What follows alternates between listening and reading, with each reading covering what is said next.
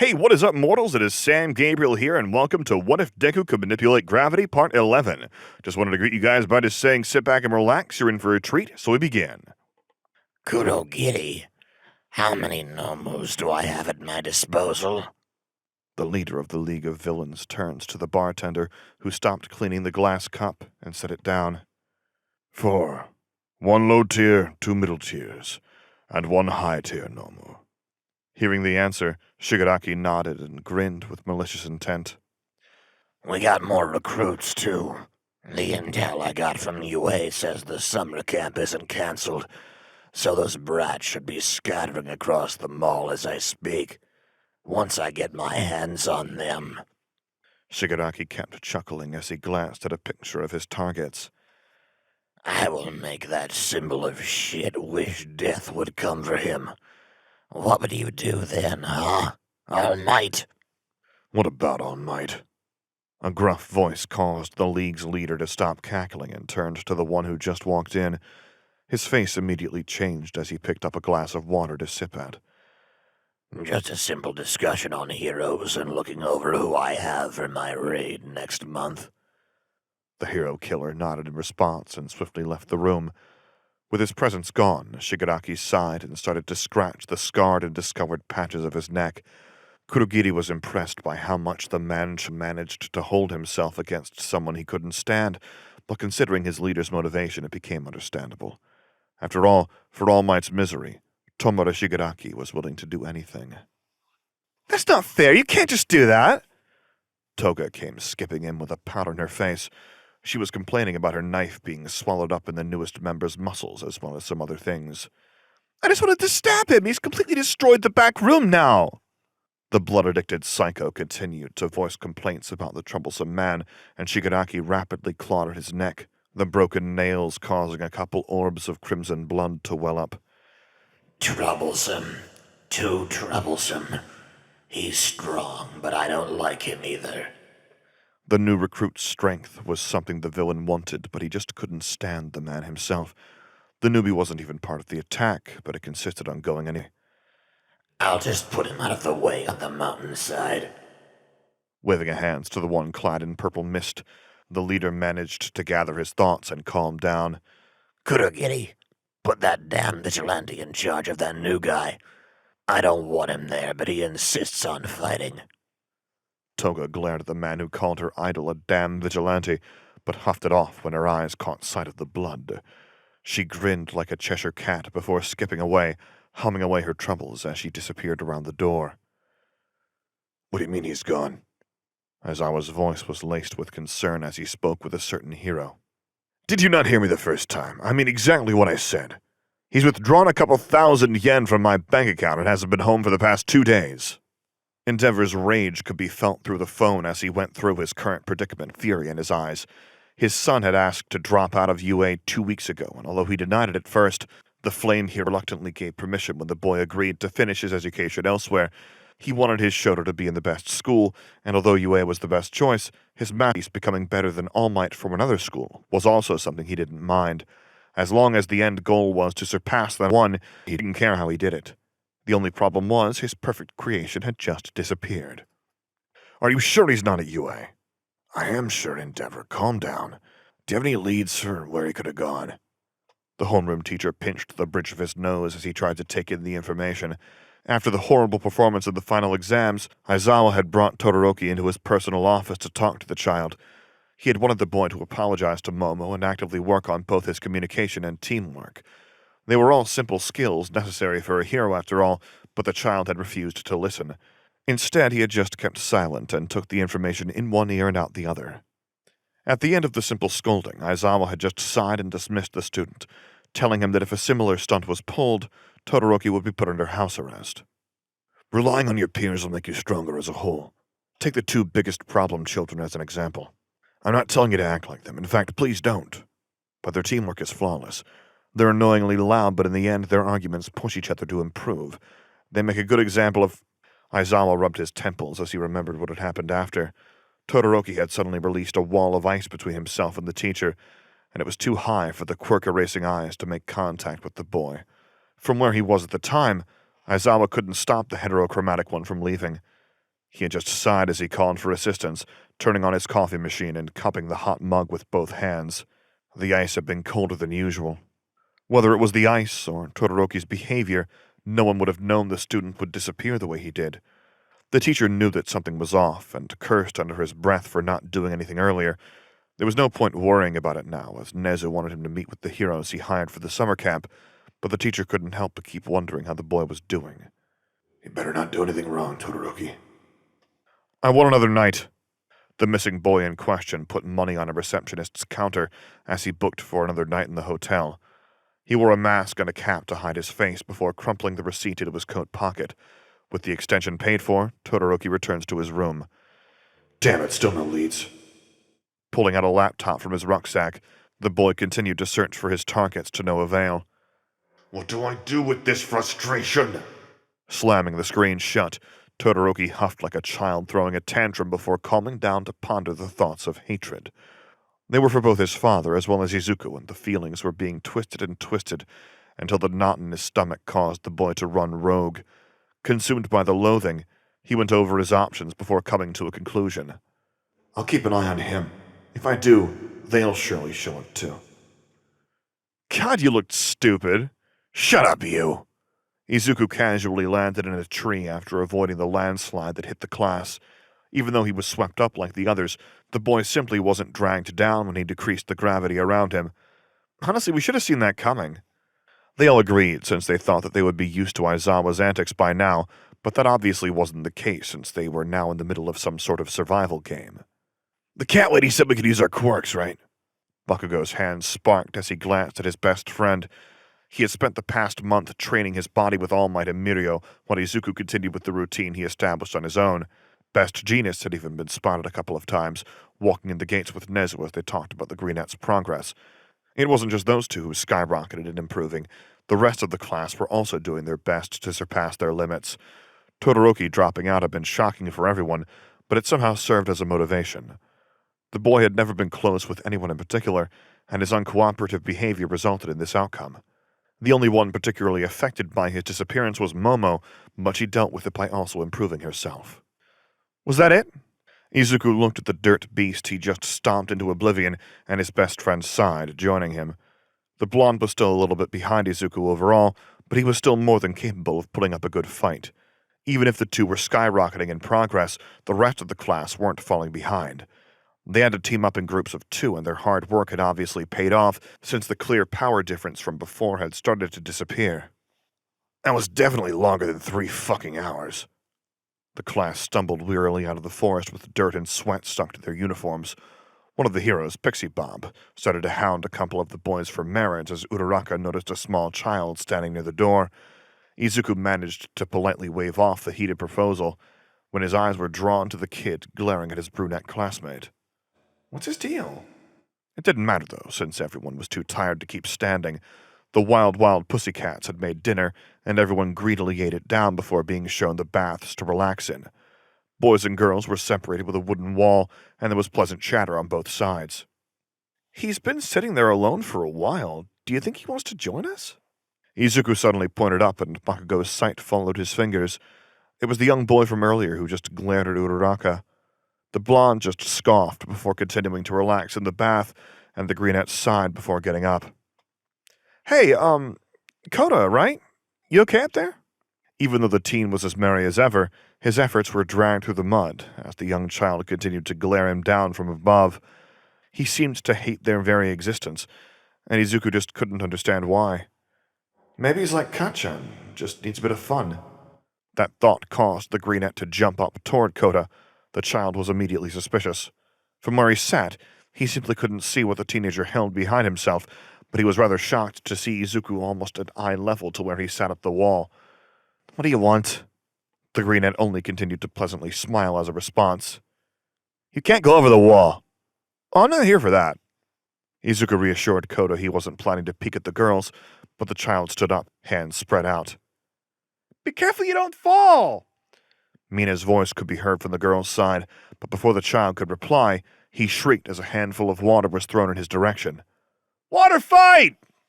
The Greenette kicked off from the wall to reveal he had a bucket of water, It was ice cold, and the teen was tossing handfuls in all directions, causing shrieks and laughter to break out from everyone.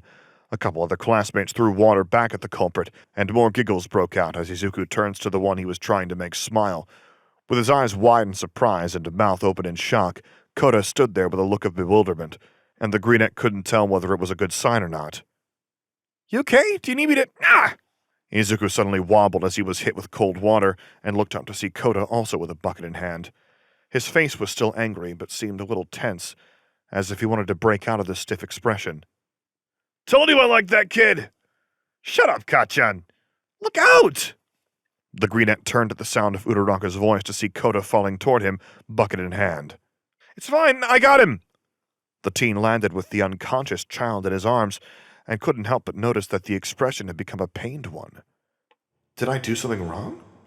Gently placing the bucket onto the ground, the greenette left his rowdy classmates to find Mandalay. When he arrived, he asked the pro about Kota's expression, and his question made the woman look a little sad. He was probably reminded of his parents. His parents? Mandalay explained the reason why Kota was staying with her, and Izuku paused as he listened. The concept of hating heroes was just so foreign to him that he couldn't comprehend the thought. After all, that was his only goal the second he found out what his quirk was. I think Kota must have fainted from suddenly feeling a little nostalgic.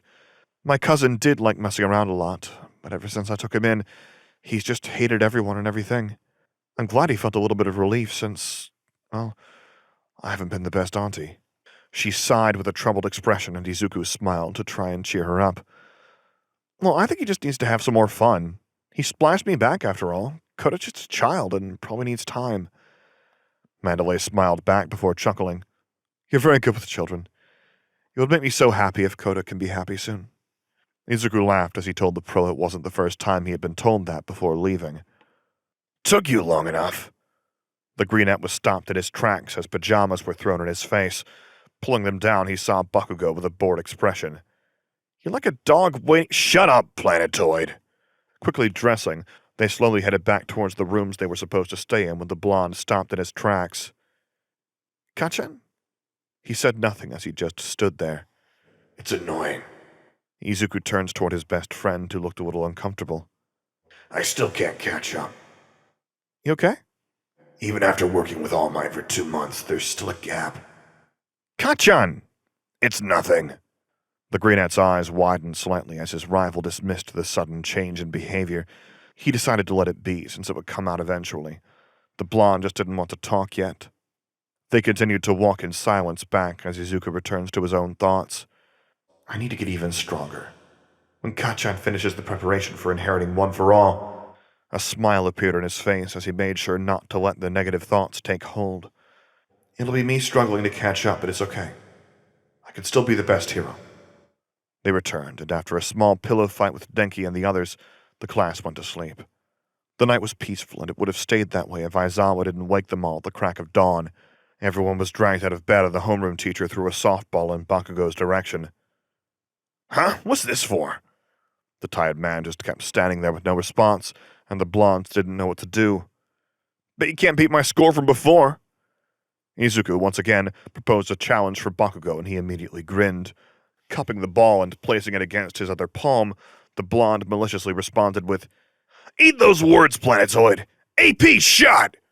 The air quivered slightly as Bakugo poured as much as he could into the blast, and Aizawa sighed before pulling out another ball. My point was to show you guys that your quirks haven't improved, and instead, only your technique, but... He showed 1057.3 on his phone, which was higher than Izuku's initial score by a meter. Apparently that doesn't work on this musclehead. Oi! And I'm guessing it won't work for you either. Izuku shrugged as his teacher pointed at him when the Wild Pussycats joined them. Well, it doesn't matter. You're training your quirks for the duration here. Now get to it. The class was quickly distributed around the private land, and multiple screams rang out as they were pushing their quirks to their limits. By the time 1B woke up to join them, the area was already filled with explosions and dust clouds that reached the sky. The detonations to their left came from a blonde who was made to run high knees around a barrel of boiling water. After going around 3 times, Bakugo thrust his trembling hands into the steaming liquid before igniting the largest blast he could muster. To 1B's right, Another dust cloud erupted skyward, and it cleared to reveal a greenette who wore weights on his body. He jumped higher into the air as if the extra mass meant nothing before crashing back down. It was only seconds before he seemed to land when he suddenly stopped midair, creating a giant dust cloud as he did. As the other half of the hero department started their own torture, Pixie Bob looked around camp to watch everyone's progress. It had seemed cruel to give first years the training for second years, but by the looks of it, everyone was thriving as they finally finished the day and prepared to make dinner.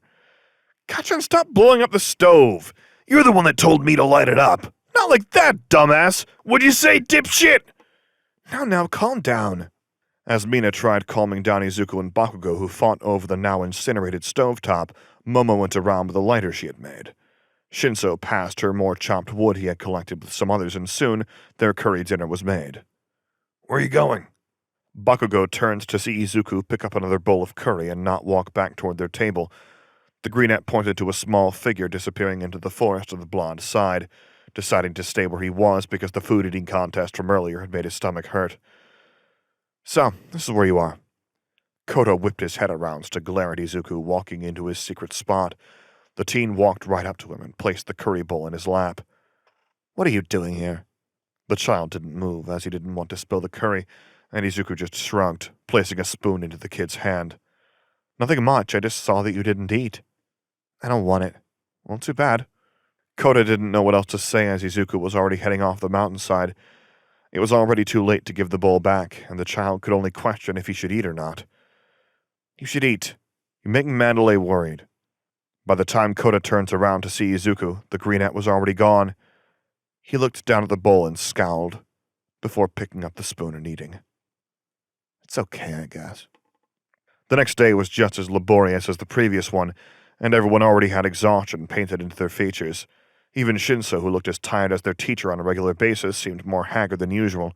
Just as the exhausted mop of purple hair was thrown to the ground, tangled in a capture scarf, Pixie Bob announced some spirit-lifting news.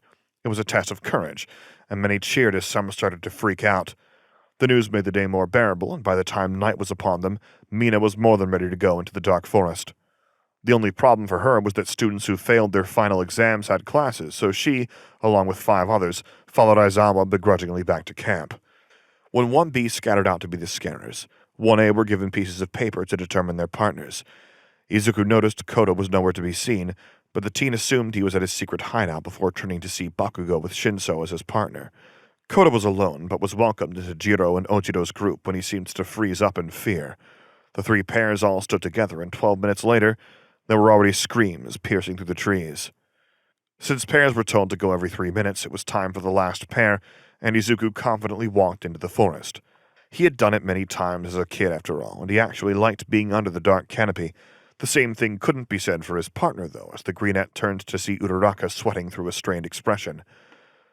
Want to hold hands? The brunette nodded and shakingly let the boy lead her down into the forest path. She could hear Jiro scream from somewhere way ahead, and it only helped by making her more scared. Would Ida have been a better help in this situation? Huh? Uraraka relaxed as she took in Izuku's question before tensing up again with a small blush on her round cheeks. The greenette chuckled as they kept walking and was glad to know that his partner felt better. The test of courage was starting to feel more fun until suddenly Mandalay's voice rang loudly in their minds. Everyone, we're being attacked by 2 villains. There is a possibility that there are more. Get back to camp immediately. The announcement made many pale, and before some could react, they fainted from breathing in a purple gas spreading around the forest. We need to get to camp. Uraraka immediately ready to run back, but Izuku had another thought in mind. What's wrong? Let's go! I need to make sure Kota is okay. What? The greenette was already hopping on the spot, ready to jump away, and his partner had to quickly think of what to do. It was a choice to either follow or split up, but before the decision could be made, pain shot up her arm, and a small yelp escaped her lips. I found one of the targets! Izuku immediately whisked around to see a blonde girl standing within the forest thicket, her golden eyes almost twinkling with excitement as she pointed a knife at him. Her mask-covered face couldn't disguise the blush as she glanced at Uraraka's blood with a heated stare. Shallow, not much blood. It's a bit rude to cut strangers, you know. The greenette stood next to his classmate as the villain introduced herself as Toga. From the device on her back, she pulled out a needle with a tube attached to it. Pointing the strange weapon at Uraraka, she let out a Cheshire Cat grin. I only need the target, but you're cute. Uraraka, I don't have enough blood. The villain suddenly rushed forward, and Izuku grabbed his classmate, immediately jumping up into the air. She knows your name. Mandalay said to avoid combat, and we need to find Kota. Come on! The brunette nodded. She made herself weightless and held on to Izuku's shirt as the boy immediately started to jump across the treetops. Toga could only complain before running after him from the ground below, unable to keep up, and was eventually lost to the shadows. I think we lost over there! Interrupting Uraraka and pointing ahead, the girl turned to see a massive cloaked man almost snarling at another. Kota was standing behind the one clad in knives and bandages, and the boy was trembling like a leaf. What's the big idea? At least let me have a punch to feel better. That's just pointless violence. We are here with a goal. Tension rose as their words clashed. Izuku recognized one as Stain, the vigilante seen on the news, and the other as Muscular, the A-rank murderer. They were both bad news, and the Greenette knew sneaking up was not an option with the hero killer. An outright battle was unfavorable, too, as Muscular's full strength was unknown. Best Genist had taught him to go with the best plan, but with the current situation, none of the options were great. What do we do? They stood just outside of the villain's range, and Izuku sighed. Not much else we can do except go right up to them. Before the brunette could question what her classmate meant, the boy stood up and hopped right onto the mountain ledge where their opponents were. By the time Uraraka snapped out of her confusion and made herself weightless to follow, the girl was in time to see the tension break. Ha! I like you, kid. The brunette quickly ran to Kota, and Stain made no movement. The child held the bottom of Uraraka's shirt as they watched Izuku nervously chuckle. Hey, Uraraka, don't worry about what happens to me, okay? Just make sure Kota gets back to camp. I'm sure Mandalay would feel better if she knew he's fine. The brunette then glanced at Stain, who was still standing next to the two. That's okay, right? You guys just wanted me. The vigilante nodded, an eerie smile present on his face as he seemed to be pleased with Izuku's resolve. The brunette had jumped in with no hesitation to offer a fight for Kota's life. Even though he was threatened to be killed, the boy hadn't budged. You have my word.